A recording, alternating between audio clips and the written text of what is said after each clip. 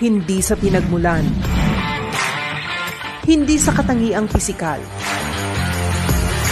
Hindi sa pananamit. Hindi sa uri ng trabaho. Ni hindi sa desisyon sa buhay. Nasusukat ang dignidad at halaga ng kababaihan. Dahil basta babae, mahusay, maabilidad, matapang, matatag, maaasahan, mapagmahal. Ano ang ibig sabihin ng empowered woman para sa iyo? Para sa akin, ang isang empowered woman ay yung taong kayang magdesisyon para sa sarili niya and at the same time yung responsible for her actions. Someone who is strong, independent, yet kind-hearted. For me, a woman must be given equal opportunities in every field.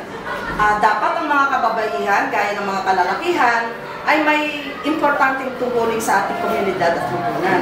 Kung noong unang panahon ay hindi pinapahalagan ang opinyon at ginagawa ng mga babae, ngayon ay may tinatawag na gender equality o ang pagkapantay-pantay ng mga lalaki at babae. Ito ay ang kapangyarihan ng mga kababaihan na maaaring gawin o may pakita ang kakayahan gaya ng mga kalalakihan.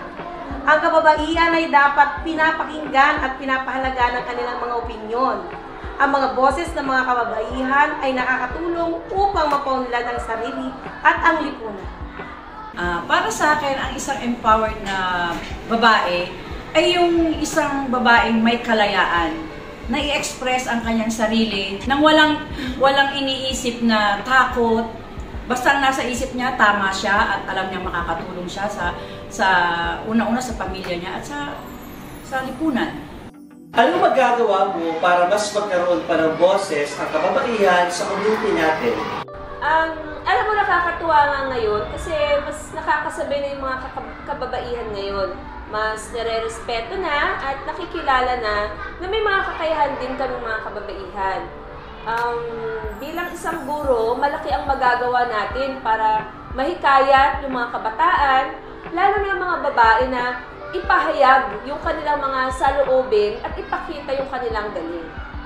Unahin ko muna sa pamilya ko kasi kung yan nag-spread yan pag inuna mo sa... Kasi yun naman ang pinaka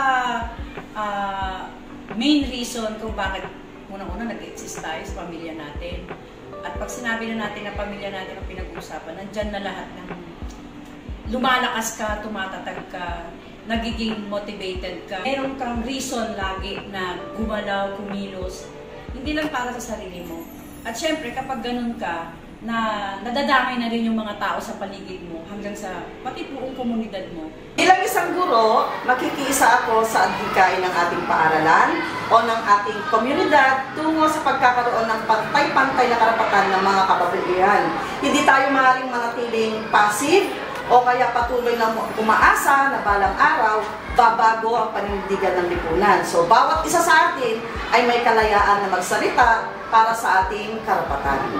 Sa pamamagitan ng pagsali sa mga programa na nagsusulong sa mga kakayahan, talento at karanasan ng mga kababaihan at nang maiangat ang kanilang sarili sa mga pang-espiritual, political, social at economic strength sa komunidad, na dapat ang layunin ay ang labanan ng lahat ng uri ng diskriminasyon sa mga kababaihan. Anong gusto mo sabihin sa mga tao may doubt sa kanilang kakayahan dahil babae sila? Sa tingin ko, okay lang naman kung may doubt ka sa una. Ang hindi okay kapag pinatagal mo pa. Dapat magkaroon ka ng tiwala sa sarili mo. Ikaw dapat mismo, mahal mo yung sarili mo. Kasi pag tanggap mo yung sarili mo, unti-unti nang lalabas yung kakayahan mo, yung galing mo, tapos sasamahan mo pa ng prayers, okay ka na. Dapat natin tandaan na ang ating kakayahan at talento ay inborn bilang isang babae. Nasa atin na kung paano natin papalawakin, hahasahin, at paigtingin. Lagi niya isipin na may kakayahan siya, lalo na kung motivated ka. Sa isang katulad ng nanay, magagawa mo yung hindi mo akalain magagawa mo kasi nagtutulak sa'yo unang-una yung love mo sa pamilya. May kakayanan ka, hindi mo lang pa siya na siguro nadi-discover o nagigising o natitrigger yung nasa loob mo na kaya mo basta gugustuhin mo. Siyempre, higit sa lahat, yun. Never doubt that you are valuable, powerful, and deserving of every chance and opportunity to pursue your and achieve your dreams. Never say, babae lang ako, kundi babae ako. I am a woman and I get to define what that means.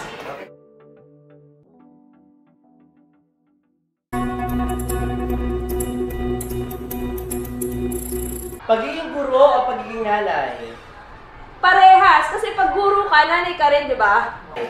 Pagiging guro, Nanay muna, siyempre. Pagiging nanay, Happiness or chocolates? Happiness. siyempre happiness. happiness, Ay, happiness. Kasi bawal sa akin ng chocolate dahil diabetic ako. Best time for happiness? Every day, every single day of the day. Anytime. Night. Kailan mo nararamdaman na ikaw ay babae? kapag may equality. Siyempre paggabi din. Every day, lalo na kapag kinakalabit ako. Tuwing nakikita ko ang mister ko. Comment din ako husap. Ako ay babae, ako ay... Matatag. Perfect. Palaban! Ako ay matatag at malakas. Perfect. Diba? Maganda. Dax or Jude? Siyempre ba?